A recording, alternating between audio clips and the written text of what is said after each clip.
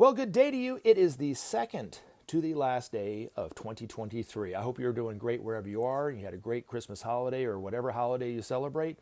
My name is Gary Willing, and as always, I want to welcome everyone to Search for Signs. And as always, I'd just like to point out to those people who are new, remind those people who have heard these videos before and have either not done it yet or whatever, that if you want to know more about Maitreya and the Masters of Wisdom, if you want to see if there's any truth to this information for yourself, I would recommend investigating this information for yourself in different sources. Okay, don't just take my word for it and don't just listen to my own videos about Maitreya and the Masters of Wisdom. You won't get it that way.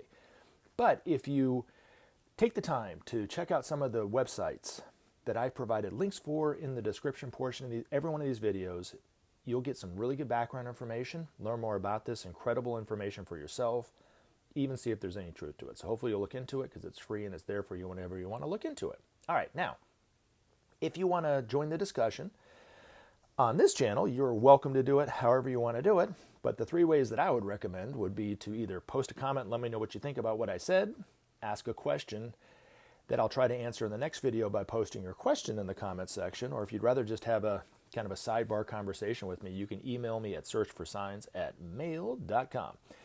And it's been a couple weeks since I actually put a video up. And I want to thank everyone who has commented since the last time I put a video up. But I won't be able to get to all of them because they did kind of build up over the last couple weeks. I'm going to start with Walter Russell, 7584. He said he asked in his own way. He posted a comment, or he posted a question in the comment section. I don't need to repeat what he said. It doesn't matter. But what he was asking was, when will all this happen? When will we see Maitreya on TV, perhaps, or recognize Maitreya? A lot of people ask it like, when will Maitreya come? Well, we are in the process of it now. We don't have to look for a future time. Now, we can look for a future time when we see and recognize Maitreya, and everybody else in the world is recognized and know who Maitreya is. That's for sure. We can look into the future and say, okay, eventually there will be peace and justice and humanity will start to see itself as one family and so forth. But we are in the process of everything that Benjamin Creme had been talking about while he was alive and publishing books and giving talks and lectures and so forth. We're in the process of it now. We're neck deep in it. If we were in a pot of water, it would be nearly boiling. That's where we're at. So Maitreya, according to Benjamin Creme, gave his first television interview in January of 2010. Now, since then, I don't know very many people who have claimed to recognize Maitreya on TV. There's a few, but it's best not to even talk about it in that regard. Because eventually we'll all see who Maitreya is. Eventually we'll listen to what he has to say. We might not know it's him or not because he's not going to say he's Maitreya until the day of declaration. So up until that point, it's best just not to even talk about who we might think he is or not or whatever. And I'll keep having to bring it up as the time gets closer and closer and more people start to think that they've seen somebody that maybe could be Maitreya. But we're in the process of the change now.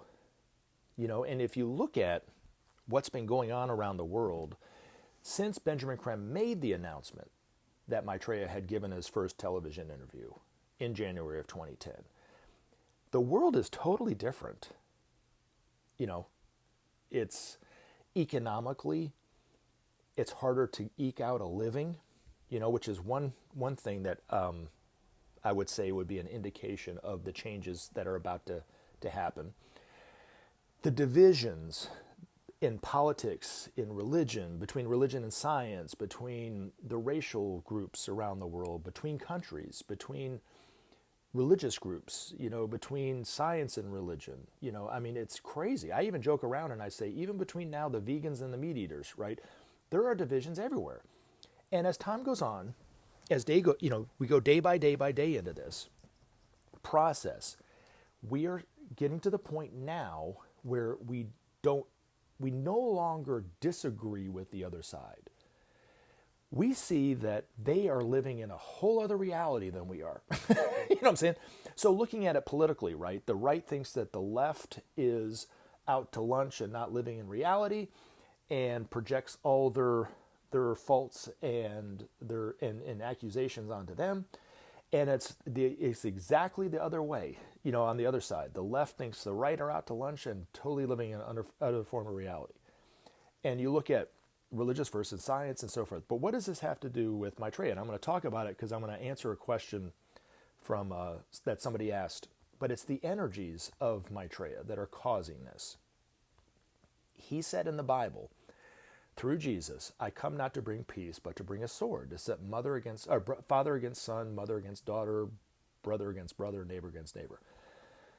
And it's been interpreted by so many people to mean so many things for themselves, but in reality what he was talking about was the energies of the love nature of God, which he manifests.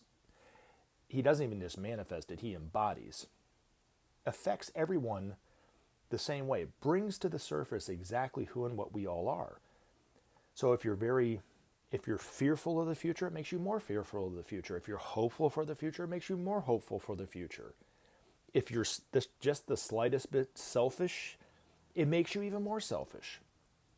And so you can see that, okay, perhaps I wasn't as selfless as I thought, right? And then if you're altruistic, you want to help people, it's going to make you even more altruistic and want to help people. But what we're seeing these divisions all over the world in pretty much every walk of life. It's a direct result of Maitreya's approach to humanity. It's causing all this. Now, it's temporary. It's not going to be like this forever, and it's not going to rip the world apart. It's painful to the extreme while we're going through it. For every one of us, we're all experiencing our own stress in this way. But it's necessary. And it was even predicted, as I just said in the Bible, that this is the cause. This is one of the effects of the love nature of God doing this. Brings to the surface all the corruption that we see in government and business, within ourselves, everything, and we have to deal with it. It's a purification process to some degree. But it's going to bring us to the precipice to where we realize that we cannot continue on in the way we're going on. And if we do, we'll kill ourselves. If we take a step back from the precipice and start to share the resources of the world, bring about a little bit of justice eventually, and then a little bit of goodwill, eventually start to manifest peace on this planet, will give us a glorious future that we can't even possibly imagine at this point. But that's where we're at as a humanity, together as one humanity. Not one person out of the billions of people living on this planet are immune to the effects of the Christ that's already out in the world now. It's affecting every one of us in our own way. The divisions are a symptom of that, of that love that's flowing out to humanity. Again, it's not permanent. It's just something that we have to go through at this moment in time. But the other thing, too, is if you look around the world, the hearts of humanity are starting to wake up. You might even start to see this within yourself. You're starting to people are becoming more and more aware of the problems. Again, still painful because the problems aren't being solved. We see the urgency of it. Our governments aren't doing anything about it. In fact, a lot of times they're the main cause about the problems of the world and so forth. But we're starting to see more and more people waking up to the problems, starting to speak out against those problems. Not only in the West, but in other areas of the world that typically protests were not only frowned upon, but yet the protesters themselves might have been put away into prisons for a very, very long time or indefinitely, or the people would have been killed. Places like Russia, Iran, even China. There are protests against injustices and have been growing in number since Maitreya the announcement that Maitreya had first given his interview on TV back in January of 2010.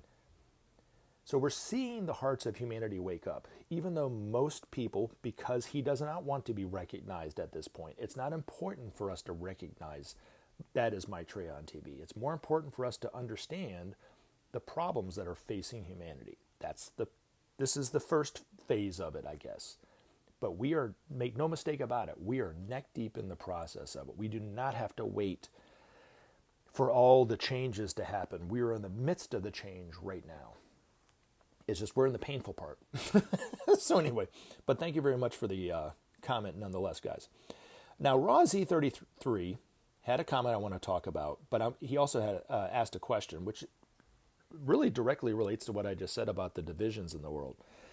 So I'll answer his question, and then I'll talk about what he had to say, because I like what he had to say. He said, this is a comment.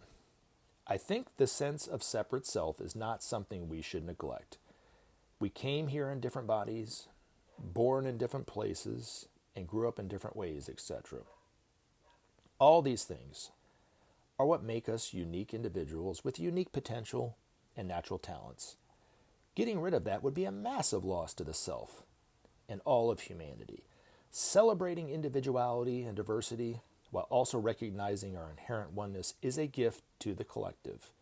This balance is necessary for the greater good in my perspective. Wonderful. I really, not to say I agree, I hate saying that, but I see it the same way, but I wanted to talk about it. Maybe we can learn more about it. But your question that I wanted to quickly answer, here's a question for you as well. Where exactly can I find the information about these two avatars whose energy flows through Maitreya? And the two avatars he's speaking of, Ben talked about it, that there were two avatars not even in this solar system. They were so advanced they could not even be living in this solar system, but they overshadow Maitreya in the exact same way that Maitreya overshadowed Jesus when he was in Palestine, or the Buddha overshadowed Gautama Buddha when he was alive. The first great being is the spirit of peace and equilibrium. The other one is the avatar of synthesis. Both have had their energetic effects on humanity. But to answer your question, where exactly can you find information about these two avatars would be in the Maitreya Mission books. Maitreya's Mission 1, 2, and 3. If you don't have it, you can get it on Amazon, or you can go to the Sharon National Group and they can either send it to you or you can buy it or whatever like that. But that's where you get the information about that, because Ben was the only one that really spoke about that, about those two. Now, the spirit of peace and equilibrium, according to Ben, that particular being works within the law of cause and effect, equal and opposite reaction, which is a direct result of as to why we are so divided at this time. Because according to the masters, they see it as necessary for us to go as far to the extreme as we possibly can without destroying ourselves, with this being seeing ourselves as divided as we are, not understanding the other side to the point where we can't even relate to the other side's viewpoint, to where we see that the other side has totally lost it, that kind of thing. But not destroy ourselves, because it's going to swing back the other way as quickly as and as extreme to unity that we could in a very, very rapid way, because it's working within the law of cause and effect. So the other one, the avatar of synthesis, will bring humanity together in a very real sense. According to Ben's master, that energy from that great being, there's nothing that can stop it. Humanity can put up resistances as long as it possibly can, but in the end, that energy, there's nothing, like I see it as a flowing river, and as much as humanity would like to dam it up the river, eventually the river would just blow right past it. And then we'll try to dam it up again, and it'll blow right past it again. So the effect of that great avatar will be the synthesis of all humanity. So quite an extraordinary thing. But to get to what you were talking about, and this is, and hopefully that answers your question. Like I said, I would say go to the Maitreya Mission books 1, 2, and 3. When you talk about the separate self, right, you talked about the uniqueness of each one of us individually. When the masters talk about unity and oneness, they're not talking about the loss of individuality, because there isn't anyone within all of cosmos that is a carbon copy of any one of us. We are totally unique in our own way. Even if you were to go as far back as the creation of the universe to the end of the universe and all corners of the universe, you'll never find anyone exactly the same as you. We don't realize our uniqueness, I think, as a general sense. Maitreya will be speaking to that, who is speaking to the purpose of all of humanity, each one of us individually, together as a humanity and those kind of things. But he will also, people who have lived their whole life without a sense of purpose will realize for the first time in their life, when hearing Maitreya, they'll realize that their life actually matters. We live in a world where literally hundreds of thousands of people, perhaps millions of people a year, die of hunger needlessly. Watch their loved ones die of hunger needlessly. Cry out for help and no one listens every single day. And so they will realize for the first time that their life actually means something. But uniqueness and individuality, it's always important to question it, because a lot of times what we consider to be unique to us isn't unique to us. We are mimicking other people. Maitreya says, don't follow anyone. He said, don't even follow any one of the masters or himself. He does not come to create followers or anything like this. So then what does it mean exactly? Well, we all follow people. We all imitate others. When we do that, we deny who we truly are as ourselves. And the more advanced you get in terms of evolving to the point of who we really are as a soul and starting to manifest that soul perfectly, you can't truly be unique until that point. Up until that point, you're just kind of a result of society, and the life that we live. While we have it, we kind of imitate society. We dress the way society wants us to dress. We talk the way they want us to talk. We eat what society tells us we should eat. We believe what society tells us to believe. In the end, it has nothing really to do with who we are as unique individuals. And therefore, a lot of people, most of us, live from the cradle to the grave, not truly understanding and living our own uniqueness. So these masters, when they speak about oneness, they're not speaking about the end of the individual, but they're speaking about really the freedom of the individual. In fact, Maitreya comes to teach, and these masters come to teach humanity true freedom. Freedom of thought, freedom to love all of humanity without feeling that you shouldn't have to do that, to being as creative as you possibly could be in every aspect of your life, whether it's artistic or something different, But you can't be truly free until your needs are taken care of. As Maitreya comes to teach humanity how to live together, it's going to take humanity realizing that every single person on this planet should have as a right food, clothing, shelter, healthcare, and education as a right. Nowhere in the world is that a right. Nowhere in the world is there justice, but that would bring about justice. People's needs that would feel that their needs are taken care of. And then they could start to explore what it truly is to be them. But not at the expense of other individuals the way it is today, but to live together as one family. I know it sounds utopian, but it's the truth of our existence. We just don't realize it yet.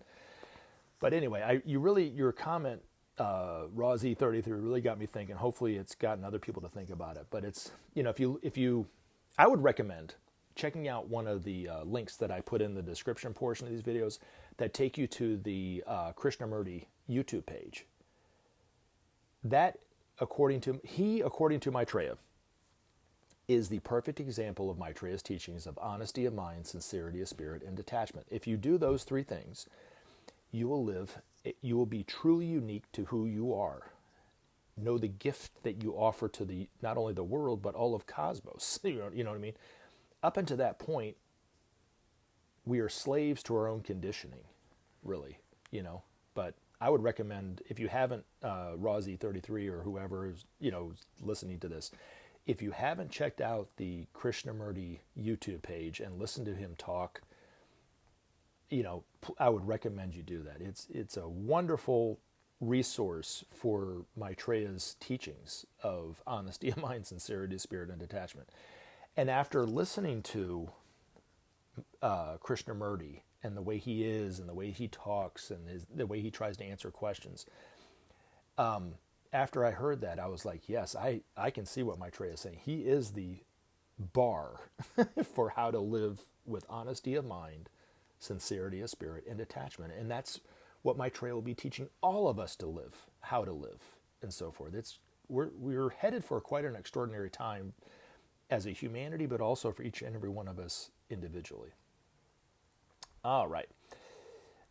So THR337. I honestly consider myself to be Maitreya Come. I would like to speak to you. I will search your YouTube profile for contact info after this video. Thank you for what you do. Well, I will just say this. If you were really Maitreya, which I'm going to say you're not, which I know you're not, you wouldn't need to search my YouTube profile page for contact info, because Maitreya knows right where I am, just like he knows where everybody is at any given time. And if he wants to come and give me a teaching or talk to me or whatever, as a familiar as he has in the past, he can find me wherever, whether it's at work, in Japan, over here, it doesn't matter, in the Philippines, that kind of thing. So he wouldn't need to find a contact information on YouTube. People, I think, are sensing Maitreya, and because we are inherently selfish and we only think about ourselves, we then relate it to ourselves. And it seems to be very easy to do, because you're not the only person that's come to me in the last 5 years since I put these videos up and claimed to be Maitreya. Maitreya will never claim to be Maitreya. He'll never suddenly, try to contact me through this YouTube page. You know what I'm saying? I know that for a fact. This YouTube page is not about Maitreya coming and speaking to all of humanity. He's speaking to humanity already. He doesn't need this YouTube page to do it. But the interesting thing is that, and I'll just say this before I move on to the next comment and question, is there were supposed to be 5 disciples like Ben, 4 other people like Ben in the 5 planetary centers, one in New York, Ben in London, one in Geneva, one in Darjeeling, and one in Tokyo, that were going to be the initial point people for getting this information out, where each one of them were asked by Maitreya personally to do the work. Ben was the only one that took it up and did anything with it. But he always said, when he talked about it, the woman in Tokyo eventually believed she was Maitreya. So it seems to be quite an easy thing to do if you're not careful, but anyway. But you also see it even with the MAGA movement, assigning divinity to Donald Trump. I do believe that they are even picking up in their own way that the teacher is here, assigning it to somebody who is clearly not worthy of any admiration, let alone devotion. But everything that he does is perfect in their eyes. It's an illusion that seems to come very easily when people are just starting to wake up to the truth of Maitreya and the love of the Christ and the teacher in the world and those kind of things. So I would just say be very, very careful. And as Paul in the Bible once said, even Satan can disguise himself as an angel of light. You got to watch your motives. You got to guard against it. Very, stuff like this at every moment, because it can creep in at every moment. And next thing you know, you're off the beaten path. Speaking of the Bible, someone said, someone sent by God, this is coming from @pass179, someone sent by God will speak God's words and agree with the word Bible 100%. Really? Did Jesus agree with the Bible 100% when he came? That would be my question. Who says that they have to agree with what we put in there? Most of what's written in the Bible is a bunch of garbage because it was put in there by people over the centuries that it was written and translated and then retranslated and then rewritten.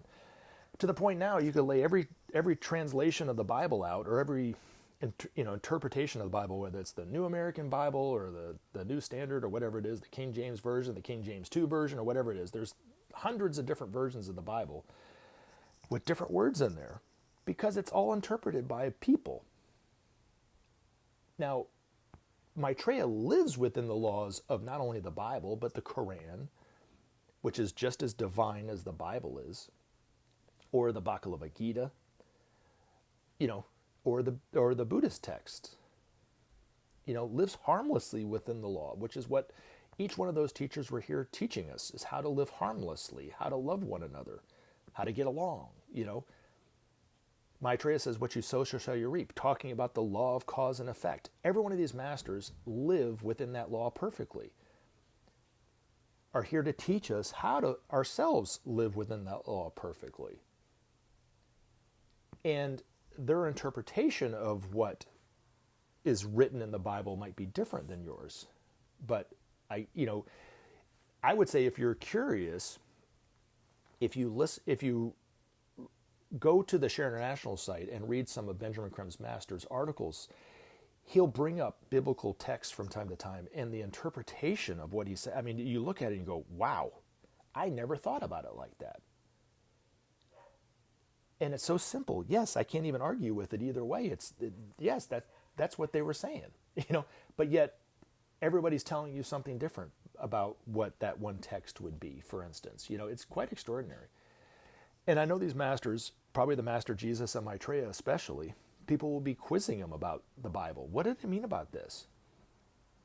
And one of the Master Jesus's jobs will be to help us clean up a lot of the distortion in the Bible, clarify what perhaps are the truths that they were talking about.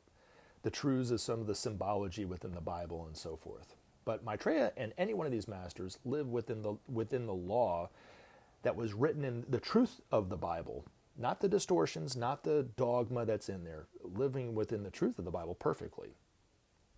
And they're here to teach us how to do that through their words, but also through their actions and example. So hopefully that helps.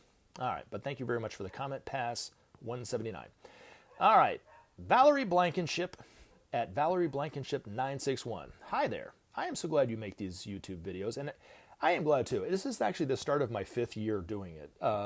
February of 2024 will be my 5th year. And I have met so many wonderful people through this channel that I would have never met had I not done this, and that have really enriched my life. And hopefully you guys get something out of these videos too. Anyway, this has been very helpful. I wish I could sit down and talk to you for hours. Well, email me at searchforscience@mail.com. Here's my question for now. Do you know if there are any healing waters anywhere in the world close to the United States that were initiated by Maitreya? The one in Mexico is now no longer open. Yeah, it's sad that happened, right? The only 3 that are known right now is the one in Tlacote, Mexico, Norno, Germany, and then there's one in India. And I cannot remember the town that it's in, and I should take the time to look into it, but I haven't. There's also one in Lourdes, France, but that was charged by the master who was the Madonna, not by Maitreya. Every time Maitreya gave a talk, or spoke to, let me go back. No, he didn't give a talk, but when he spoke to different religious groups around the world, fundamentalist religious groups around the world, from like 1988, it started in Nairobi, Kenya, which is the most famous one, where the picture of Maitreya with that white and the blue headdress in front of 5,000 people. Ever since then, every week he would speak to groups all around the world, Muslim groups, Catholic groups, Protestants, Muslim groups and so forth, speaking to them as their awaited teacher, whether it was the Imam Mahdi, Jesus, the 5th Buddha, didn't matter. Anyway, so every time that he would do that, he would charge a well in and around that area. And there are many wells charged within the United States. And if you go to the book, Maitreya's Mission Volume 3, there is a whole listing of all the wells that have been charged around the world. Now, here is the caveat to that, Valerie, is that not one of them, other than the 3 that have already been discovered, will be discovered until Maitreya is known for who he is on the day of declaration. I've known a couple, 3 different people who have contacted me through this channel that are convinced that they will be able to find them. Through their own hubris, they want to be the ones that are known to have found a healing well. Well, they're not going to find it until Maitreya and these Maitreya wants them to be found. But when it's found, it will be found, and then it will have an inexhaustible supply of healing water that will heal all of humanity. And there will be some in the United States. Now, Valerie, this is the good news, is you don't have to go to Tlacote, Mexico. You don't have to go to India, and you don't have to go to Germany to get this healing water. If you go to the description portion of these videos, there's a link to Ainsworths Pharmacy where you can get it as a cream. You can get it as a Tlacote water as a cream or as a tablet. I don't make any money off of this, and Ainsworths Pharmacy has no idea I'm promoting them in this way.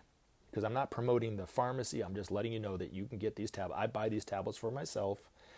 I get enough supply that will last about 3 years sometimes, and I take them every day. I give them to my dog, and if anyone of my family in my household want to take it, they can take it too. You know, the cream I've noticed, I'm sure the tablets are doing it, but the cream I've noticed really is, I've noticed it, it's more noticeable in terms of the healing qualities of it.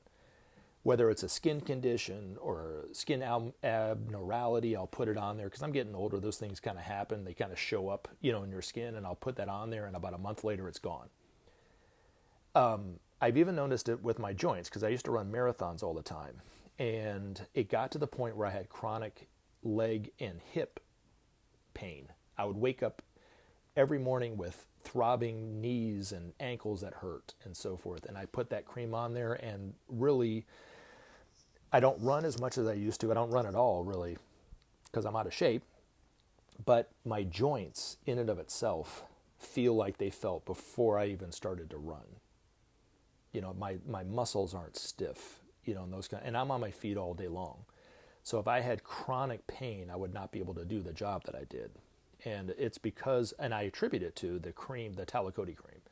So you don't have, like I said, you don't have to go to Mexico. You don't have to find another well right now in the United States. Just go to Ainsworths Pharmacy and get the tablets. And Ben used to recommend it, so I know it to be authentic, you know, and true and work. And I've seen the results of it myself. Like I said, the tablets themselves I just kind of take for general vitality because I don't have any diseases that I know of, you know. But the problems that were coming up for me physically were all in my joints and my skin, and I've noticed that it's cleared it all up. And I put it on there once or twice a day, and it really works. So that's my plug for the day, Valerie. But anyway, listen, guys, thank you, sir, very much for your questions and your comments. I'm sorry if there was any background noise, whether it was a dog barking or a dryer, going off or something like this. But it is on a Saturday, and my family is here, and it's not 100% quiet as I would like it to do when I do these videos, but I wanted to put a video up at least before the end of the year. I love you guys. Have a great new year, and I look forward to putting up videos in the future, and the future being 2024. Love you guys again. Thank you very much. Take care. Remember to take action and help SOP save our planet. Thanks for listening, and we look forward to talking to you again in future videos.